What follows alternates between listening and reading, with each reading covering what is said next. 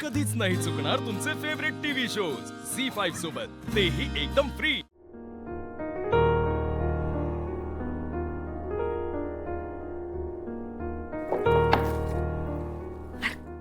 काय हे?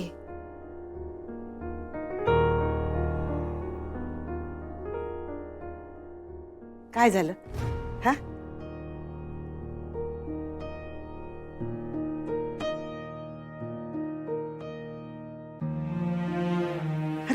काय नाही झालं तर मग ही अशी वस्तूची फेकाफेक कशापायी करतोयस?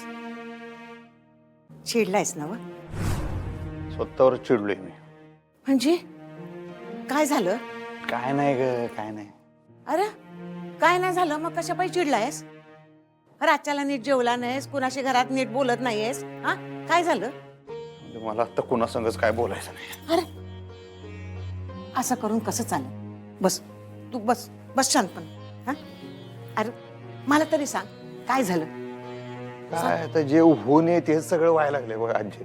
आमच्या संसाराला आमचीच नजर लागली का काय मला कळेना। अधिपती शांत शांत हो, शांत। काय काय झालं सांग मला, काय झालं? काय व्हायचं राहिले आता आजी? एवढी त्यांची तक्रार बिक्रार करण्यापर्यंत मजल जाईल असं वाटलंच नव्हतं मला। काही वेगळंच होऊन बसलं। ज्या मला वाटल्या होत्या, आपल्याला वाटल्या होत्या त्या मास्तरीनबाई ह्या नाहीत। धक्काच बसला मला। होळीचा अंदाज बरोबर ठरला। एवढं कसं माणसांची पारख करायला चुकलो आम्ही?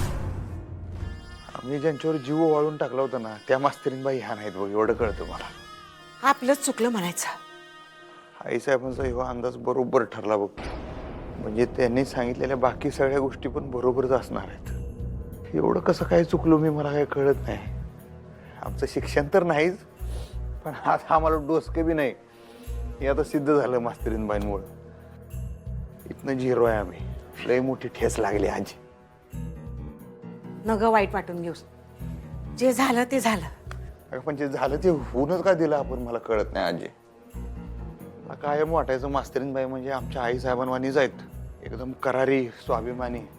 अशा स्वाभिमानी स्वार्थी निघाले त्या। अशा घरच्या कुरबुरींवर कोणी पोलिसात जाऊन कंप्लेंट करते होय ग? होय र, मला बी तिची हीच गोष्ट खटकली बघ। काल बी ते ओंकार आणि शिवानी वहिनी आलते मला भेटायला। रात्री मला म्हणले फोन करूया मास्तरीनबाईंना। मी नकोच म्हणलं होतं, नकोच म्हणत होतो, कारण मला भीतीच होती काय तर असं विपरीत घडेल म्हणून। शेवटी शिवानी वहिनीने काय ऐकलं नाही, ते हातालाच भेटल्या। त्यांनी केला फोन, माझ्या कानानं ऐकलं बघ आजी। मास्तरीनबाई स्वतः म्हणल्या मी जाऊन केली म्हणल्या कंप्लेंट। ते जेव्हा ऐकलं ना मला वाटलं आत्ता जाऊन जीव द्यावा कुठं तर। माझं प्रेम खोटं ठरलं ग आजी, मला त्याचं वाईट वाटलं बघ। आत्ता जाऊन मरावं वाटलं कुठं तर। नंतर मी आईसाहेबांचा विचार केला, म्हणलं आईसाहेबांनी एवढा खस्ता खाल्ला तर आपल्यासाठी, त्यांच्यासाठी जगलं पाहिजे आपल्याला। आमचं प्रेम खोटं ठरलं आणि आईसाहेबांची माया खरी ठरली। झी5 ॲप डाउनलोड करा आणि पहा सर्व एपिसोड्स एकदम फ्री।